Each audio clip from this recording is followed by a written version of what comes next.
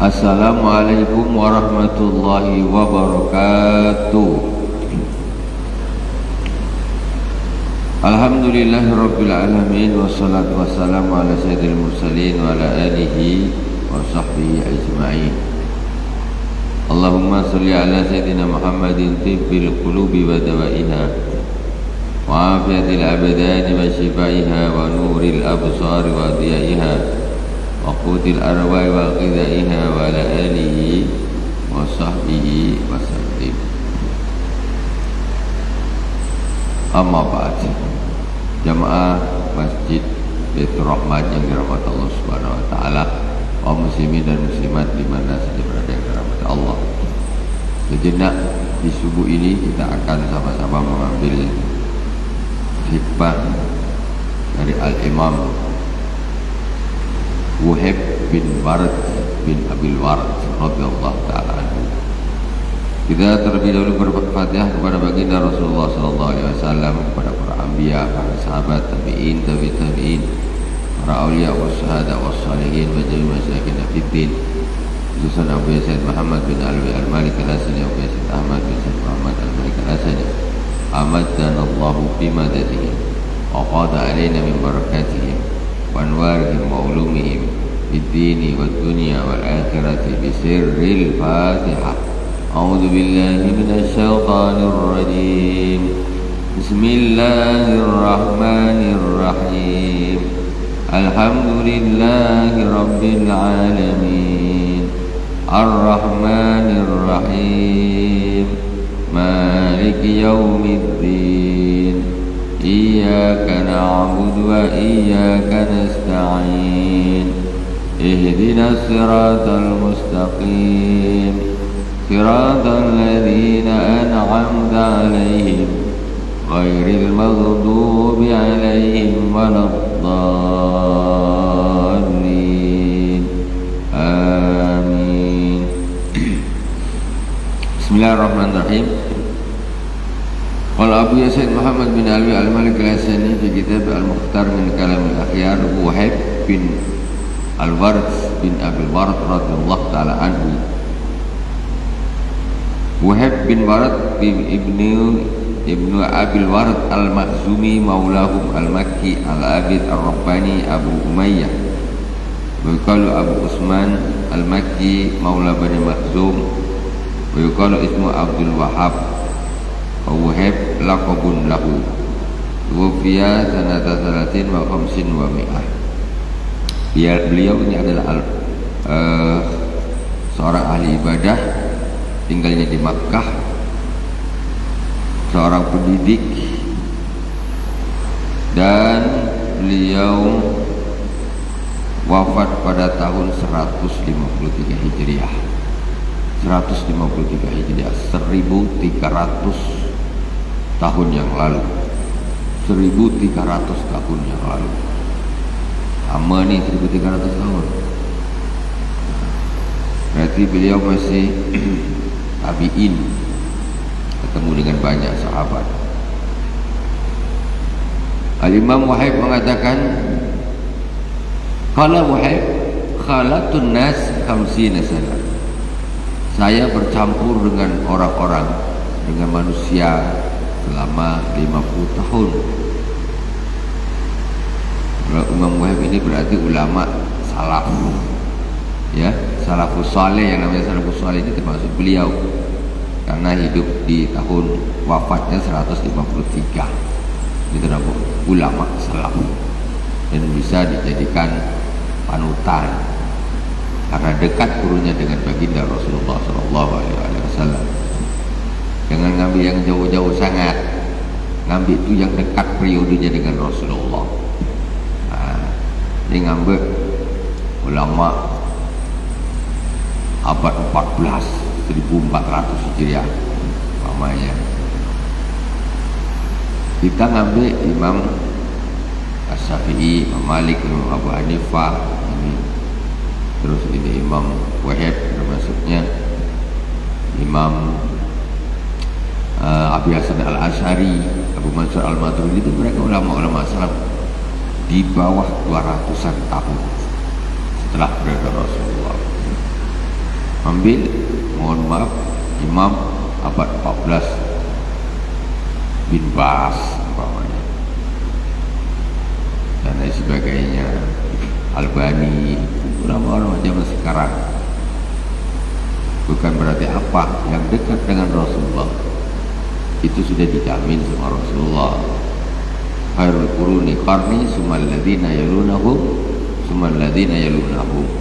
Bagus-bagus abad adalah abadku, kemudian mereka yang mengiringinya, kemudian mereka yang mengiringinya. 100 tahun, 100 tahun, 100 tahun, 300 tahun. Itu sebagus-bagus kurun. Itu sudah ada apa ini pengumuman dari Rasulullah SAW. Makanya ketika ada kelompok orang bilang, untuk apa pakai mazhab-mazhab, kita langsung Al-Quran dan hadis langsung, tak usah mazhab-mazhab. Kita nih orang bermazhab Hanafi ikut Imam Abu Hanifah, atau bermazhab Maliki ikut Imam Malik bin Anas, atau bermazhab Asy-Syafi'i ikut Muhammad bin Idris Asy-Syafi'i, atau Hambali ikut Ahmad bin Hambal, Imam Ahmad bin Hambal. Jadi orang-orang yang bermazhab ini mengikuti hasil ijtihad imam-imam ini yang bersumber dari Al-Quran dan hadis. Imam Abu Hanifah dia mengkaji Al-Quran, mengkaji hadis, istimbat hukum. Ini dapatnya, ini sunnah, ini fardu, ini wajib, ini makruh. Imam Malik juga gitu, ini Al-Quran, ini hadisnya, gini ketemu lagi, ini wajib, sunnah, ini rukun, ini bukan rukun. Imam Syafi'i juga begitu, rukun wudu ini, rukun salat ini, itu semua dari Al-Quran, hadis, Al-Quran, hadis. Imam Ahmad bin Hanbal juga begitu. Tiba-tiba ada orang di abad ke-14 bilang kita ini tak perlu mazhab-mazhaban, langsung saja Quran dan hadis. Akhirnya emang para ulama-ulama itu ngambil dari mimpi dia, bangun pagi, rukun sholat ada 13, besok bangun pagi rukun wudu ada 6 gitu. Tidak, mereka tuh mengkaji setiap malam, mengkaji Imam Syafi'i itu. Tidak, bukan dia pakai melamun duduk di bawah pokok begini, dapat tulis. Enggak, haji tiap hari Quran, hadis. Jadi kita pokoknya mengikuti Imam Syafi'i, mengikut hasil daripada ijtihadnya Imam Syafi'i. Quran ini, hadis ini gitu. Oh iyalah ini, karena kita nak mengkaji langsung dari Quran hadis ini tak bisa. Jadi ngikut hasil kajian Imam Syafi'i. Yang namanya mazhab Maliki apa? Mereka yang mengikuti hasil dari kajian Imam Syafi'i, Imam Malik, Malik bin Anas, ini Quran gini-gini, hadisnya gini. Memang ada perbedaan karena hadis banyak, perikat hadis banyak. Imam Abu Hanifah juga begitu. Bukan kita tak ambil dari Quran dan hadis, karena kita ni tak mampu nak ambil langsung. Kita ngambil hasil dari kerjaan para ulama itu. Kenapa harus imam 4? Ulama banyak dulu yang alim, ya, termasuk di antaranya Imam Lais, Imam Zuhri. Itu di periodenya Imam Malik, periodenya Imam Syafi'i, banyak. Tetapi 4 imam inilah yang hasil daripada ijtihadnya itu betul-betul terjaga.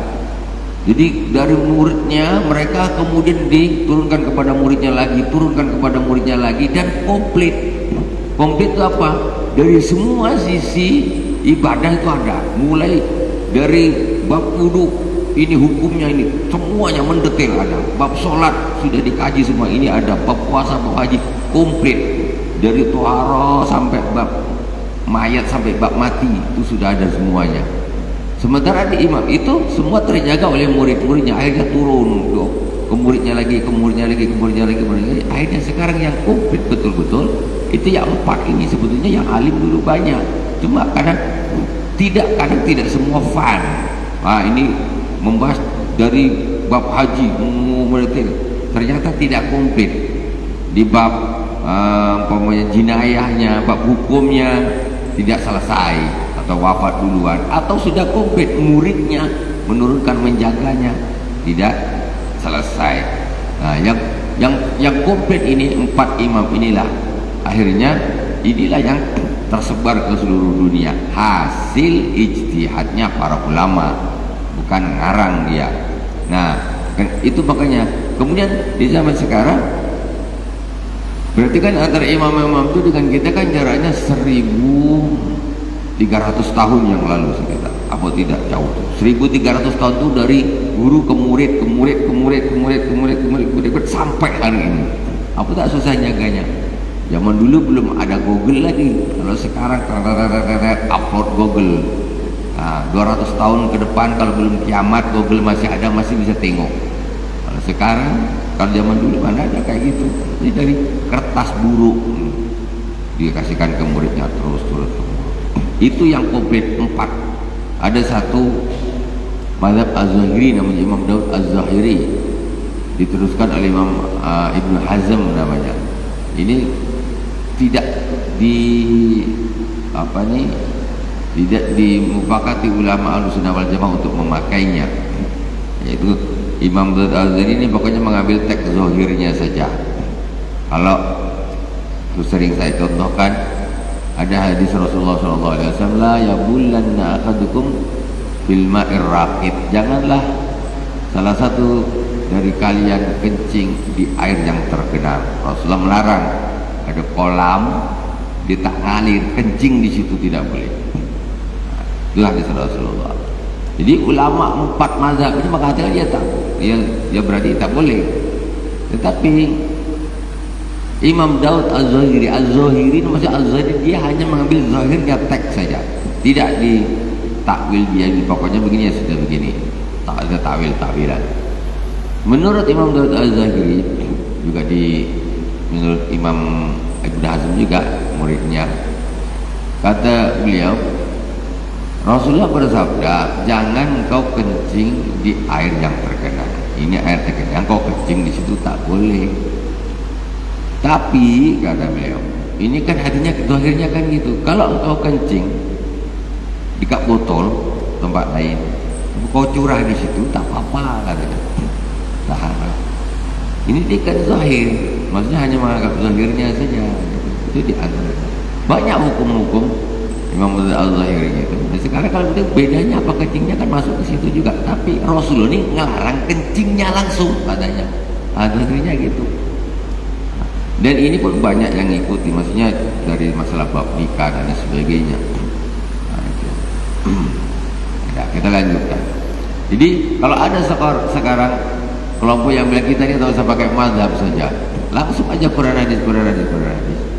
Hakikatnya orang yang mengatakan demikian itu sebetulnya dia membuat mazhab yang kelima. Kenapa dia membuat mazhab yang kelima?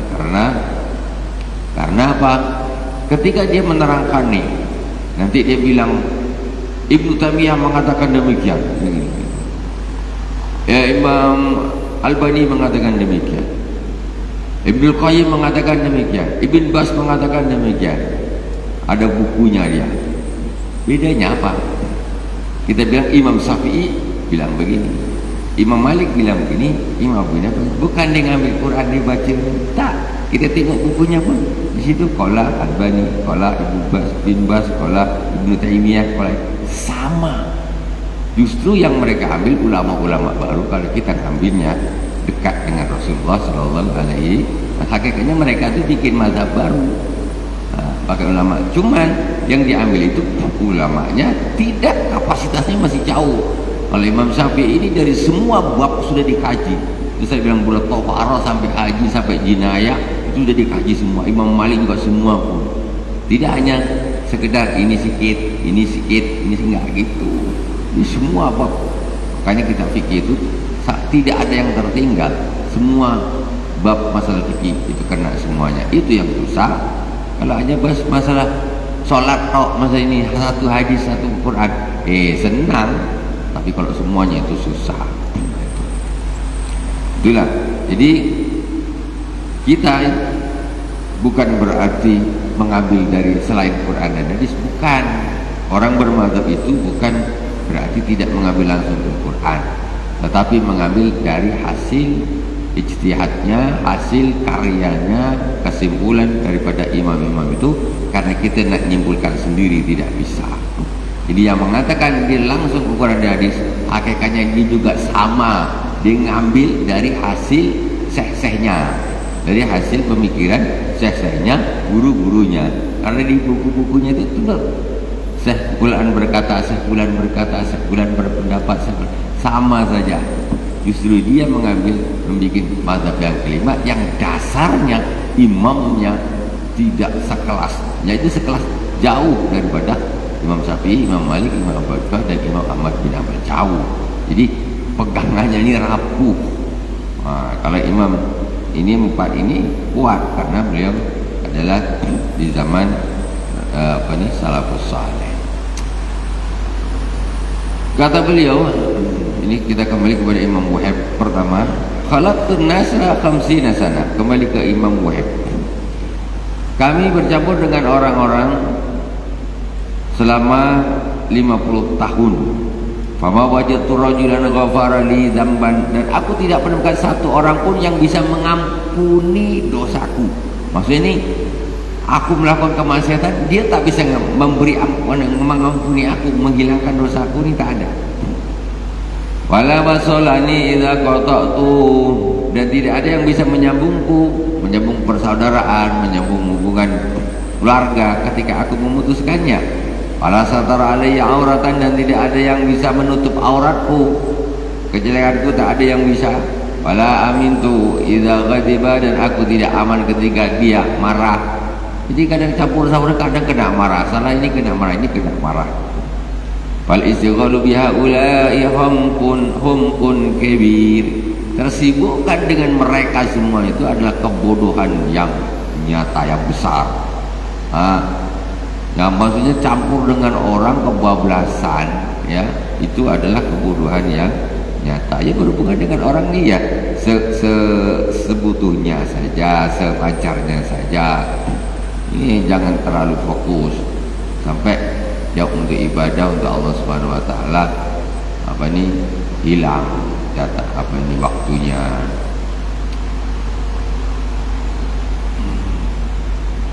Qala balagani anna Musa alaihissalam. Kita ambil hikmah ini insyaallah. Sampai riwayat kepadaku bahwa sesungguhnya Nabi Musa alaihissalam berkata, qala ya Rabbi akhbirni an ayati ridhaka an abdik. Nabi Musa alaihissalam berkata kepada Allah Subhanahu wa taala, wahai Tuhanku, beritahu aku apakah tanda-tanda ridhomu kepada hambamu. Allah ketika ridho kepada hambanya ini tandanya apa sih? Ini Nabi Musa tanya, apa sih tandanya orang nih sini diri kau ridhoi, ini kau ridhoi, ini kau ridhoi hambamu, ini kau ridhoi, itu tandanya tuh apa? Kalau engkau tuh meridhoi hambamu. Fa'awhallahu ta'ala ilaih.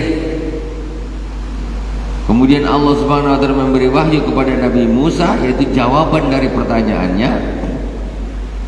Apa jawaban Allah? Idza ra'aitani uhayyi'u lahu ta'ati wa asrifu an ma'siyati fadzaka ayatu ridai anhu. Kata jawaban Allah Subhanahu wa taala, jadi tandanya orang itu kalau diridhoi oleh Allah Subhanahu wa taala, seorang hamba kalau dia diridhoi oleh Allah Subhanahu wa taala, tandanya yaitu ketika engkau melihat aku mempersiapkan baginya taat kepadaku. Maksudnya apa nih? Tanda orang yang diridhoi oleh Allah, mendapat keridhaan Allah itu bahwa orang itu Allah persiapkan dia untuk taat kepada Allah. Maksudnya apa? Dimudahkan. Allah mudahkan. Nak ke masjid senang. Ringan kakinya nak bagi taklim. Tangannya Masya Allah mudah nolong orang. Pokoknya semuanya. Jadi kayak mudah gitu. Kadang ada orang ini nak beramal memang, aku sebetulnya nak mulai sholat tapi tak sholat. Aku sebetulnya nak niat gini tapi tak jadi gitu. Macam ada saja. Kata kau niat aja tak jadi. Tapi ada orang memang Kadang tak diniatkan betul. Ada kesempatan beramal, jadi beramal. Jadi tanda itu berarti orang itu diridhoi Allah. Allah yang mempersiapkan kepada hamba tersebut agar hamba tersebut melakukan tindakan ketaatan kepada Allah Subhanahu wa taala. Hakikatnya kita ni apa? Kita ni macam orang yang hanyut. Kemana Allah nak hanyutkan kita itu? Jadi begitu. Istilahnya gitu. Allah mudahkan, lari ke sana, lari ke sini. Allah mudahkan. Jadi sampai taat kepadanya pun Allah yang ngatur. Allah siapkan. Ini biar mudahkan. Wa asribu an ma'siyati, dan aku palingkan dia dari maksiat kepadaku. Nak maksiat nih, tahu-tahu tak jadi. Nak maksiat nih, ketika niat betul, tahu-tahu tak jadi. Nak kong kali kong maksiat nih, korupsi, tahu-tahunya tak jadi. Kemalangan pula orang sebelah sana, tak jadi. Allah tolong. Niat sudah, tapi Allah sisihkan. Jangan turid. Padaka ayatu ridai anhu, itulah bukti ayat atau tanda-tanda ridaku kepada hamba tersebut. Wallahu subhanahu wa ta'ala a'lam. Semoga bermanfaat. Dari awal sampai akhir, mohon maaf atas segala kekurangan. Subhanakallahumma wa bihamdik, asyhadu an la ilaha illa anta, astaghfiruka wa atubu ilaik. Wassallallahu ala sayyidina Muhammadin wa ala alihi wasallam. Alhamdulillahirabbil alamin. Wassalamualaikum warahmatullahi wabarakatuh.